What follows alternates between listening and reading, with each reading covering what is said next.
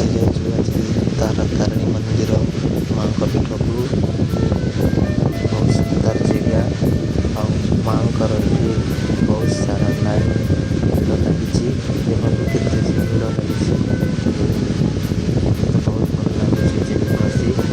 ଆପଣମାନେ ବି ଥରେ ଆସି ଏ ଜାଗାକୁ ଦେଖି ଯାଆନ୍ତୁ।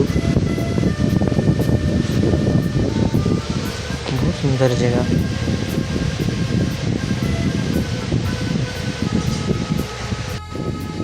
ପାହାଡ଼ ଉପରେ ମା ତାରା ତାରିଣୀଙ୍କ ମନ୍ଦିର। ଦେଖନ୍ତୁ ପାହାଡ଼ ତଳ। ମୋତେ ତ ଡର ଲାଗୁଛି ଦେଖିଲେ।